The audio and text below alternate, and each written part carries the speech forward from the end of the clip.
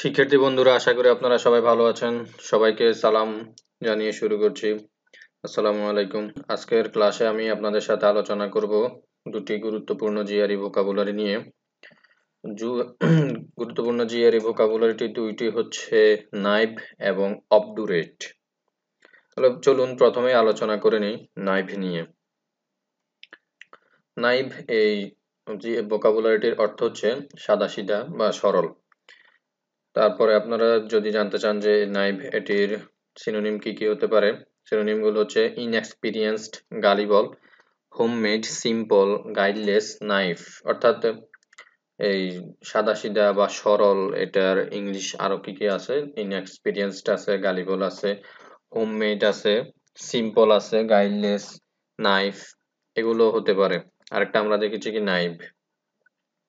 এবার আমি আপনাদেরকে জানিয়ে দিব এটি কোন পার্টস অফ স্পিচের মধ্যে পড়েছে। এটি পড়েছে অ্যাডজেক্টিভের মধ্যে। অর্থাৎ আমরা সকলে জানি অ্যাডজেক্টিভ দ্বারা কি বোঝানো হয়, কারো দোষ গুণ অবস্থান, বিশেষ করে নাউন প্রনাউনের দোষ গুণ অবস্থান পরিমাণ এগুলো বোঝানো হয়। সেক্ষেত্রে আমাদের নাইব দ্বারা এর দোষ বলি বা গুণও বলতে পারি, ইভেন অবস্থানও প্রকাশ করা হচ্ছে, তার সরল সহজ অবস্থান বা সরল সহজ গুণটা প্রকাশ করা হচ্ছে।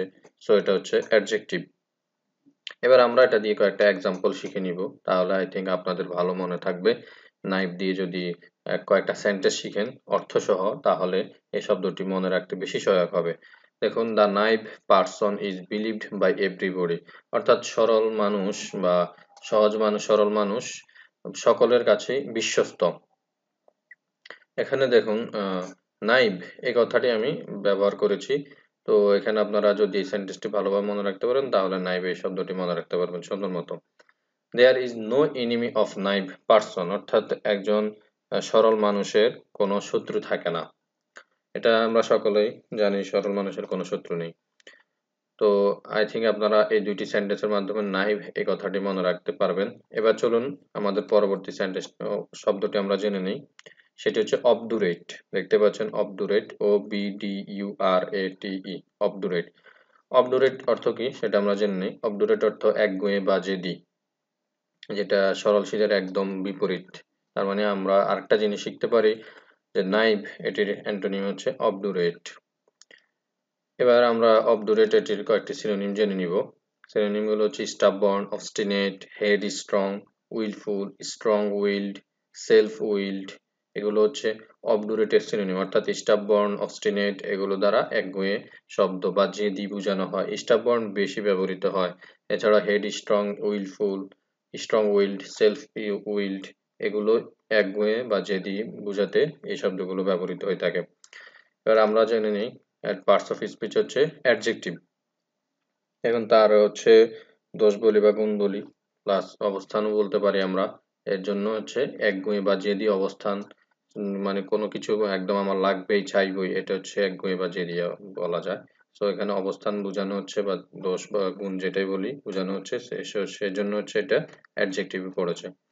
এখানে দেখুন, আমি এক্সাম্পল দিয়েছি, an obdurate person wants everything as like as his own. একজন একগুঁয়ে বা জেদি ব্যক্তি সবকিছু তার নিজের মতো করে চায়। তাহলে অবডুরেট এই জায়গায় আপনি স্টাববর্ন ইউজ করতে পারেন। Stubborn person wants everything as like as his own, obdurate use করেছি। তাহলে আমি মনে করি আপনি এই সেন্টেন্সটি যদি সুন্দরভাবে অর্থ সব বুঝতে পারেন, তাহলে অবডুরেটের শব্দটি মনে রাখা ইজি হয়ে যাবে। অবডুরেটের জায়গায় আপনি স্টাববর্ন ইউজ করতে পারেন, no problem. Nobody likes an obdurate person. কেউই একগুঁয়ে বা জেদি ব্যক্তিকে পছন্দ করে না। তাহলে আপনি অবডুরেট দ্বারা এখানে আমি জেদি বা একগুঁয়ে বুঝিয়েছি। তাহলে এখানে আই থিঙ্ক আপনি অবডুরেট এই শব্দটি সুন্দরভাবে মনে রাখতে পারবেন। তাহলে বন্ধুরা, আমার ভিডিওগুলো যদি ভালো লেগে থাকে এবং নতুন এভাবে নতুন ভোকাবুলারি শিখতে চাও ও গ্রামার শিখতে চাও, তাহলে অবশ্যই আমার চ্যানেলটি সাবস্ক্রাইব করে রাখবে এবং আমার সাথেই থাকবে। ধন্যবাদ সকলকে। আসসালামু আলাইকুম।